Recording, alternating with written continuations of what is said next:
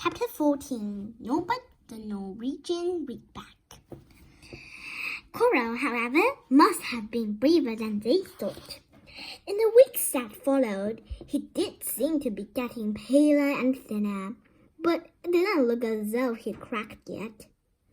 Every time they passed the third-floor corridor, Harry, Ron, and Hermione would press their ears to the door to check that Fluffy was still growling inside. Snape was sweeping about in his usual bad temper, which surely meant that the stone was still safe. Whenever Harry passed Coral these days, he gave him an encouraging sort of smile, and Ron had started telling people off for laughing at Coral's daughter.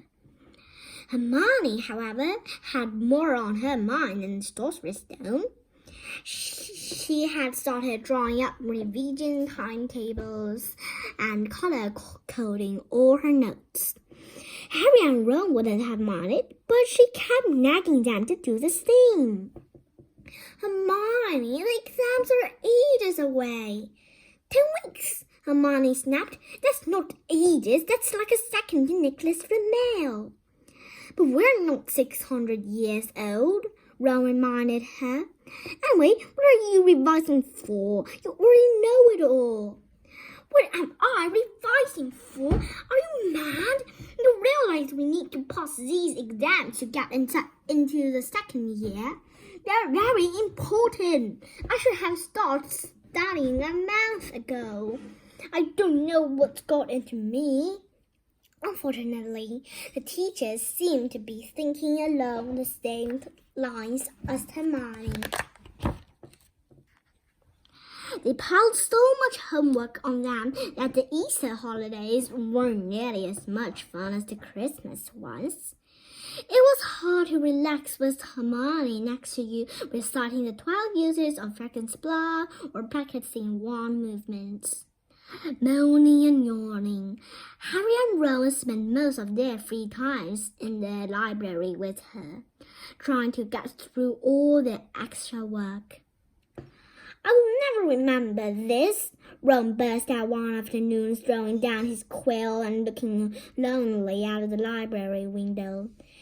It was the first really fine day they had in months. The sky was a clear, forget-me-not blue, and there was a feeling in the air of summer coming. Harry, who was looking up, deadening in one thousand magical herbs and fungi, didn't look up until he heard Ron say, "Hagrid, what are you doing in the library?" Hagrid shuffled into view, hiding something behind his back. He looked very out of place in his moleskin overcoat. "Just looking," he said in a shifty voice that got their interest at once. "And what are you locked up to?"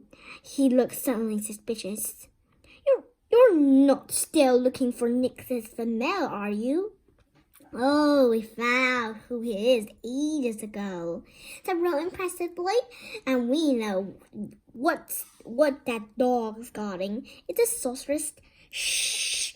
Hagrid looked around quickly to see if anyone was listening. "Don't go shouting about it. What's the matter with you?" "There are a few things we wanted to ask you, as a matter of fact," said Harry, "about what's guarding the stone apart from Fluffy." "Shh!" said Hagrid again. "Listen, come and see me later. I'm not promising I'll tell you something, mind. I'll tell you anything, mind, but don't go rabbiting about it in here. Students aren't supposed to know. They'll think I told ya." "See you later then," said Harry. Hagrid shuffled off. "What was he hiding behind his back?" said Hermione thoughtfully. "Didn't think it had anything to do with the stone." "I'm going to see what section he was in," said Ron, who'd had enough of working. He came back a minute later with a pile of books in his arms and slammed them down on the table. "Dragons!" he whispered. Hagrid was looking up stuff about dragons. "Look at these!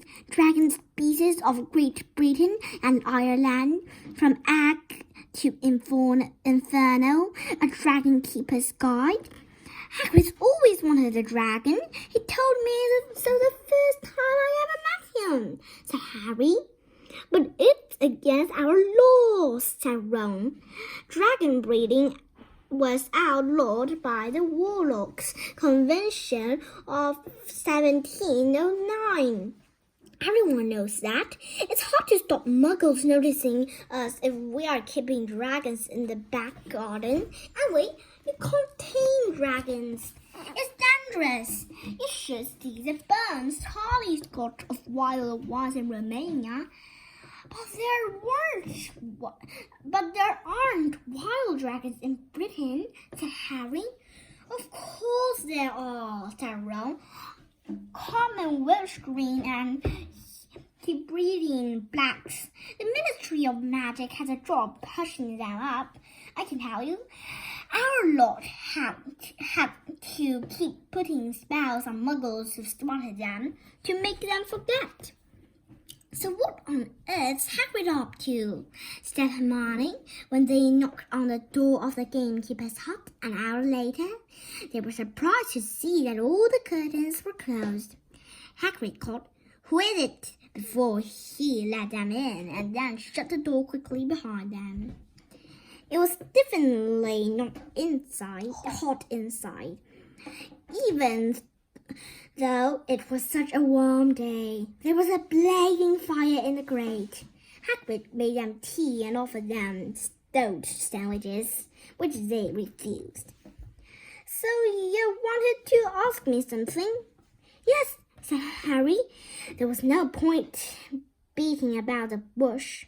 "We're wondering if you could tell us what's guarding the Sorcerer's Stone apart from Fluffy." Hagrid frowned at him. "Of course I can't," he said. "Number 1, I don't know myself. Number 2, you know too much already, so I wouldn't tell you if I could. That stone's here for a good reason. It was almost stolen out of Gringotts. I suppose you've worked that out and all. Beats me how you even know about Fluffy." "Oh, come on, Hagrid. You might not want to tell us, but you do know. You know everything that goes on round here," said Hermione in a warm, flattering voice. Hagrid's beard twitched, and they could tell he was smiling. "We only wondered who had done the guarding." "Really?" Hermione went on.